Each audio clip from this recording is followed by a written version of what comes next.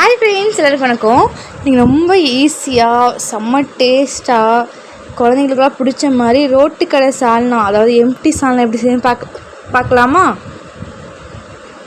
சூப்பராக இருக்கும், easy try தான். ஓகே, வாங்க வீடியோக்குள்ளே போகலாம். ஃபஸ்ட்டு மிக்ஸி ஜாரில் இஞ்சி பூண்டு பேஸ்ட் அரைக்கணும். முதல்ல இஞ்சி பூண்டு, பட்டை, கிராம்பு போட்டு இஞ்சி பூண்டு பேஸ்ட் அரைச்சிக்கலாம். நீங்கள் எப்பயுமே இஞ்சி பூண்டு ஃப்ரெஷ்ஷாக செய்யுங்க, அந்த குழம்பு டேஸ்ட்டு வேறு மாதிரி இருக்கும். நல்லா நைஸாக பேஸ்ட் அரைச்சி எடுத்துக்கலாம். அதுக்கப்புறம் அதே மிக்சரில் ஒரு 1/4 மூடி தேங்காய், ஒரு 10 சின்ன வெங்காயம், 2 பச்சை மிளகா, 10 முந்திரி, 1/4 டீஸ்பூன் கசகசா, அதுக்கப்புறம்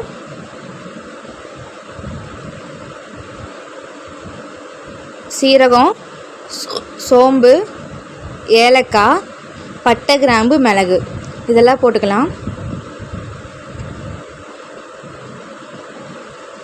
போட்டு நல்லா நைஸாக பேஸ்ட்டாக அரைச்சி எடுத்துக்கலாம்.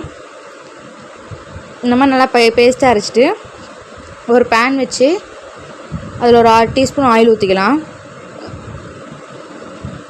ஆயில் காஞ்சக்கப்புறம் பிரியாணி ஸ்பைசஸ், பிரியாணி இலை, லவங்கம் அதெல்லாம் போட்டுக்கலாம். அது லைட்டாக பொரிஞ்சதுக்கப்புறம் நம்ம அரைச்சி வச்ச இஞ்சி பூண்டு பேஸ்ட்டு போட்டுக்கலாம்.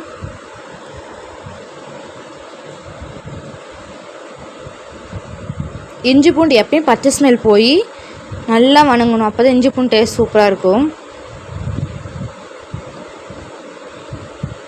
அதுக்கப்புறம் 2 பெரிய வெங்காயம்னாலும் நல்லா நைஸாக அரைச்சி கதறி போட்டுக்கலாம். அது லைட்டாக ஒரு 2 பதம் வந்து வேக விட்டுருங்க.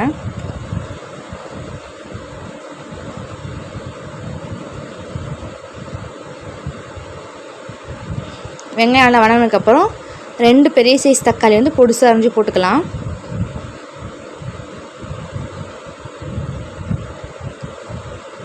அதையும் நல்லா கிண்டி விட்டுட்டு 1/4 டீஸ்பூன் மஞ்சள்தூள், தேவையான அளவு உப்பு போட்டுக்கலாம். போட்டு நல்லா கிண்டி விட்டுருங்க. இந்த உப்பு மஞ்சள் நல்லா கிரேவியே வணங்குற வரைக்கும் நல்லா விட்டணும். இதை நல்லா கிரேவி வணங்கினதுக்கப்புறம் அரைச்சி வச்ச பேஸ்ட் ஊற்றிக்கலாம். அதுக்கு தேவையான குழம்புக்கு தேவையான தண்ணி ஊற்றி நல்லா கொதிக்க விடுங்க குழம்ப. நான் இது 3 நாள் அளவு செஞ்சுக்கேன். உங்களுக்கு எவ்வளோ குழம்பு பிடிக்குமோ அவ்வளோ பிடிச்சி செஞ்சுக்கோங்க. நல்லா கிண்டி விட்டுடலாம்.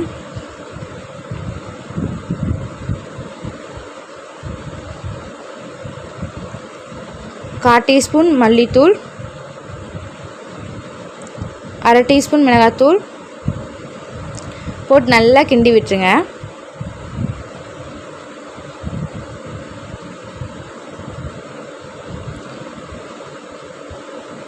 நல்லா கிண்டி விட்டு குழம்பு மூடி வச்சுருங்க.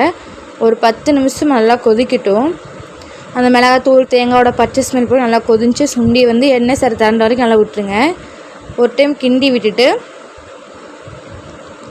மல்லித்தூள் போட்டுருக்குங்க. நம்ம சுவையான எம்டி சால்னா ரெடி. நீங்கள் கண்டிப்பாக ட்ரை பண்ணி பாருங்கள். ரொம்ப ஈஸியான ரெசிபி. ட்ரை பண்ணி பார்த்துட்டு கமெண்டில் எப்படி சொல்லி கமெண்ட் பண்ணுங்கள். ஓகே ஃப்ரெண்ட்ஸ், பாய்.